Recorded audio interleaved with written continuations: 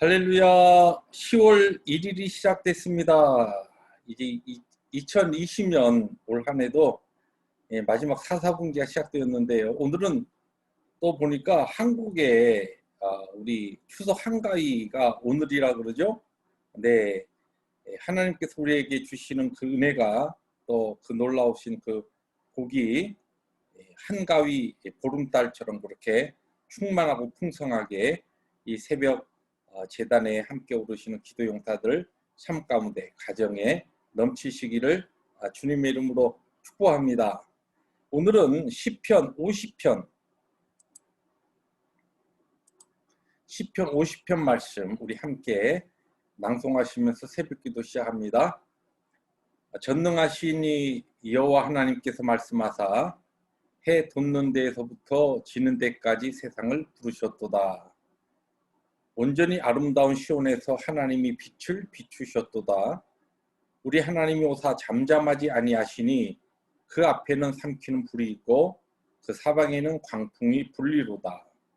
하나님이 자기의 백성을 판결하시려고 위 하늘과 아래 땅에 선포하여 이르시되 나의 성도들 내 앞에 모으라. 그들은 제사로 나와 언약한 이들이니라 하시도다. 하늘이 그의 공의를 선포하리니 하나님 그는 심판장이시미로다. 아멘. 전능하신 하나님, 해 돋는 데서부터 해 지는 데까지 모든 세상을 통치하시고 역사하시는 살아계신 하나님 아버지께 영광과 찬송을 올려드립니다.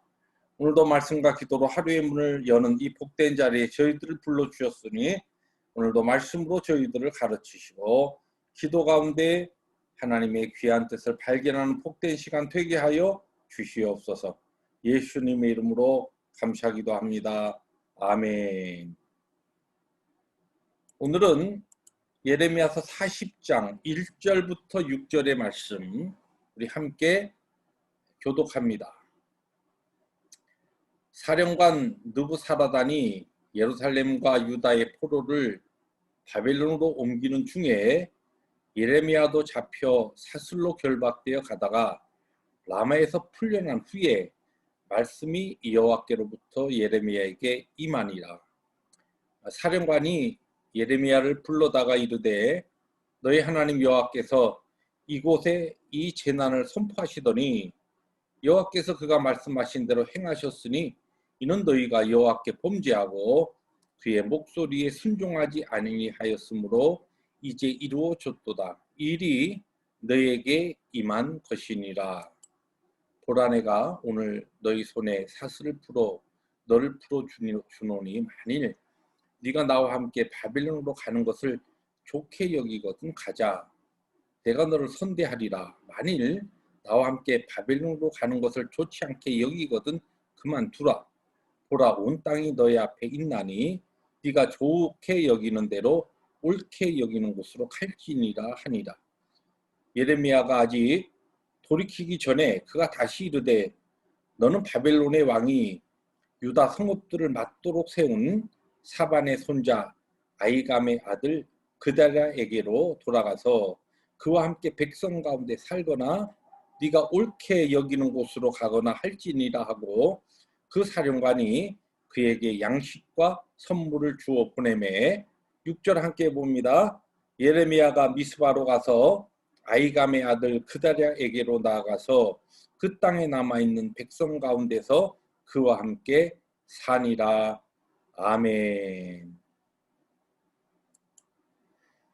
네, 오늘 우리들이 이제 함께 묵상하게 되는 이 예레미야서 40장 1절부터 6절 이 앞부분의 말씀은 예레미야가 유다의 포로에 함께 섞여서 쇠사슬에 묶인 채 예루살렘에서 라마까지 이렇게 이송된 다음에 그때의 사령관이었던 이 느부사라단에게 발견되어서 그것이 예레미야가 잘못 포로 가운데 섞여 있다는 것을 이 사령관이 알게 되고 그에 의해서 석방되었던 예레미야가 미스바로 그렇게 돌아가는 그런 이야기가 짤막하게 그냥 짧은 이야기가 기록되어 있는데 오늘 우리가 읽은 이 6절의 말씀 가운데서 두 가지 중요한 교훈을 우리들이 찾아보려고 합니다. 첫 번째 교훈은 예레미야처럼 우리의 삶에 우리의 계획된 것이 헝클어지거나 아니면 우리의 삶에 일이 꼬여버릴 때에 이것이 첫 번째 교훈입니다.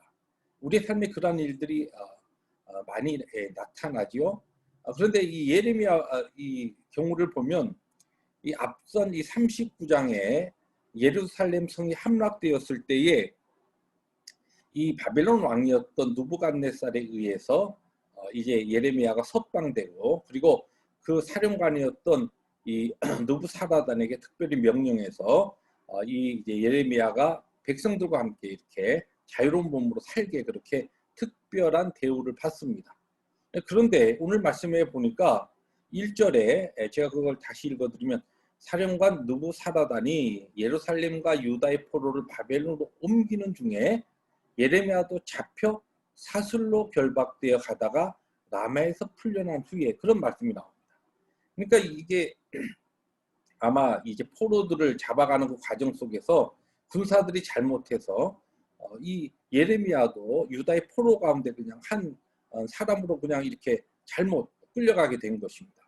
그냥 끌려가게 된 것도 아니게 여기에 보니까 잡혀가지고 사슬로 결박되었다. 도망가지 못하게 이 전쟁 포로가 되어서 자기들이 어떻게든지 이 적군의 포로로 끌려가는 것을 수치스럽게 여기서 도망가는 일이 많기 때문에 이런 포로들이 도망가는 것을 막기 위해서 그 당시에는 이 사슬로 이제 몸을 묶는다든지 아니면 발을 묶는다든지 또 손에 손을 묶고 이렇게 이제 포로들이 끌려가는데, 예레미야도 그와 같은 형편이 되어서 지금 끌려가게 된 것입니다. 근데 이제 라마에까지 끌려갔다 하는데, 라마는 이 거리상으로 볼 때 예루살렘에서 이제 북쪽으로 쭉 올라가면 있는 도시인데 약 한 그러니까 5마일 정도, 한 8km라고 할 수 있죠. 우리가 이해하기 쉽게 20리입니다. 한국에서 거리로 이야기 20리. 뭐 그렇게 먼 거리는 아닌데, 그렇다고 포로의 입장으로 사슬에 매어서 이렇게 끌려가는 과정으로 볼 때는 그 길이 상당히 먼 거리입니다. 그동안 이 예레미야의 마음이 어떠했겠는가 우리가 한번 상상해 볼 수 있습니다. 그런데 예레미야는 결국은 라마까지 끌려가는 동안 그는 아무런 불평, 성경에 보니까 하나님 원망하지 아니하고 그 상황 가운데 묵묵히 끌려갑니다. 그리고 하나님께서 결국 라마에서 그를 다시 회복시키셔서 석방시키십니다. 우리의 인생의 삶에도 이런 라마로 예레미야가 포로가 돼서 끌려갔던 것과 같은 그런 이런 일이 꼬인다든지 우리의 삶에 어떤 계획된 것들이 헝클어지는 그런 경우를 가끔 우리들이 경험하게 되죠. 그럴 때에 일반적으로 우리는 마음을 지키지 못해서 원망과 불평하게 되고, 그것이 한 걸음 더 나가서 불신앙과 마음의 죄 짓는 자리에 들어가는, 그래서 결국은 신앙의 삶에서 실패해버리는 그런 안타까운 일들이 우리 가운데 나타나는 경우가 있습니다. 오늘은 이 예레미야의 이 예를 통하여서 예레미야 선지자도 하나님의 말씀을 참 신실하고 충성되게 섬기면서 어떻게 됐어요? 막 매도 맞고 또 뭐 진흙구덩이에도 빠지고 막 이런 별의별 어려운 일들을 다 당하고서 그 모든 것을 끝난 다음에 하나님께서 이제 석방시켜 주는데, 왜 하나님께서 또 이렇게 엉뚱하게 생각지도 못했던 어려움을 주셔갖고 포로와 똑같은 모습으로 쇠사슬에 묶여가지고 끌려가는 그런 자리에 하나님께서 내버려 두셨을까? 그런 그 퀘션이 있을 수 있지만 우리 모두에게는 궁극적으로 하나님의 때 하나님의 섭리 가운데 예레미야를 그 라마에서 다시 석방하시고 구출해내신 하나님의 섭리처럼 우리에게도 이렇게 우리의 일이 헝클어지고 어려워지는 과정이 있다 할지라도 그 가운데 궁극적으로 손을 이루시고 하나님의 섭리 가운데 우리의 걸음을 인도하시는 하나님의 선하심을 기억하면서 우리의 마음을 지키고 입술로 마음으로 범죄하지 않기 위하여서 하나님 앞에 바른 믿음으로 살아야 한다는 것을 첫 번째 교훈으로 우리가 배울 수가 있습니다. 두 번째 교훈은 이제 이 바벨론의 사령관이었던 그 느부사라단에 의해서 이제 예레미야에게 세 가지 옵션이 주어지죠. 첫 번째 옵션은 바벨론으로 함께 가자. 그러면 가면 특별 대우, 좋은 대우를 받아서 평안하게 살 수 있게 해주겠다. 첫 번째 경우고, 두 번째는 네가 원하는 것, 네가 뭐 어디에 가든지 네가 정하고 원하는 곳으로 네가 가라. 두 번째 옵션입니다. 세 번째 옵션은 이제 마지막 예루살렘이 함락된 다음에 유다의 총독으로 임명되었던 그다랴에게 돌아가서 그의 그 총독과 함께 또 남은 유다 백성들과 함께 지내는 것, 이것도 네가 원하면 하라는 것이죠. 근데 이 사실 세 가지 이 옵션 중에서 첫 번째 바벨론에 가서 지내는 옵션은 실제 우리가 잘 알듯이 예레미야는 한결같이 유다 백성들과 또 유다의 마지막 왕들에게 계속 예언하죠. 무슨 예언입니까? 하나님의 징계로 어차피 하나님께서 바벨론의 느부갓네살 왕을 들어서 사용할 터인데 너희들이 항복하라. 그리고 그곳에 가서 자녀들 낳고 잘 정착해 있다가 하나님께서 회복시킬 때 돌아오라.